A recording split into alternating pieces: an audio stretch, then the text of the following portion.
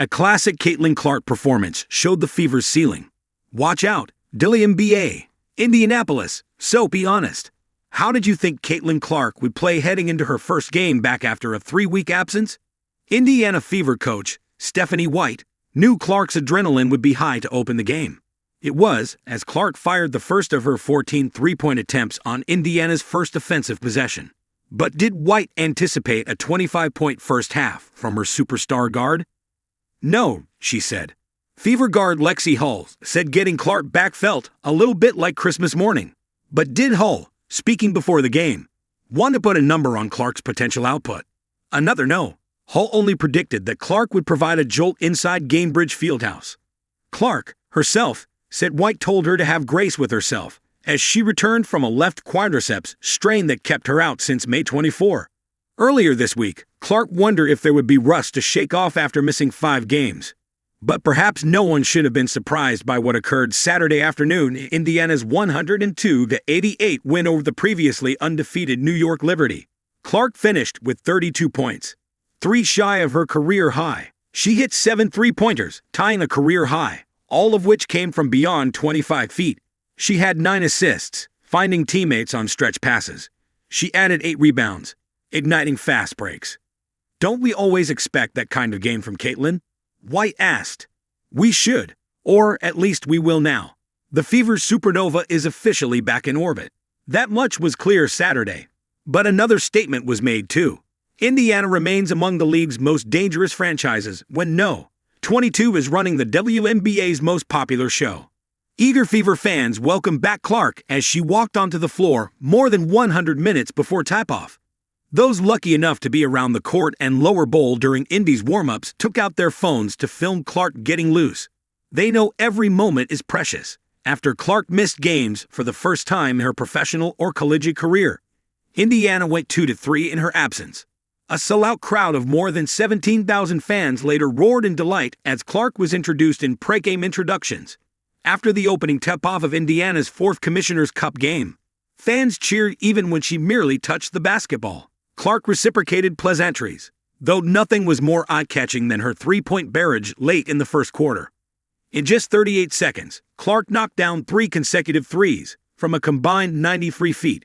Her presence was fully felt. The 3-point burst was vintage Clark.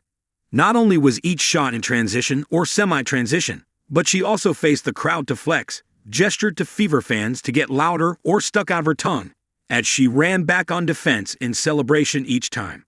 That's a wow moment, certainly, White said. What else needs to be said? Sometimes words aren't needed to describe Clark's impact. With 5:27 remaining in the second quarter, Clark sank her 5th three-pointer, hitting a step-back over the outstretched arms of Liberty forward Brianna Stewart.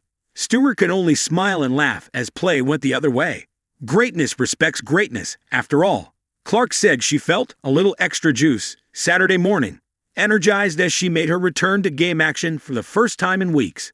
She attended the Indiana Pacers NBA Finals game Friday night but went home before it was over to watch film and review the Fever's scouting report once more before going to bed.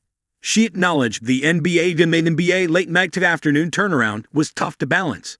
But Clark has worked on her balance since going down with an injury.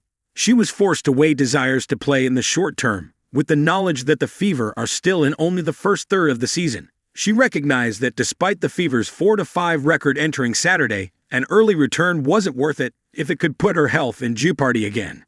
Clark exited the game less than 4 minutes into the first quarter for an early breather. The substitution marked the earliest she had checked out of a game this season. In between the first and second quarters, Clark put her hand on her chest as if to suck in more air. She said she even asked for a sub in the second quarter. But even a fatigued Clark is better than no Clark. Her gravitational pull is apparent every time she's on the floor. Hull finished with 14 points, hitting 3 three-pointers, 2 of which were on Clark assists. Veteran guard Sydney Colson, who slid into Indiana's starting lineup with Clark out, had 10 points, getting cleaner looks alongside her. 2-time All-Star guard Kelsey Mitchell added 22 points. Indiana tied a franchise record for threes made, 17.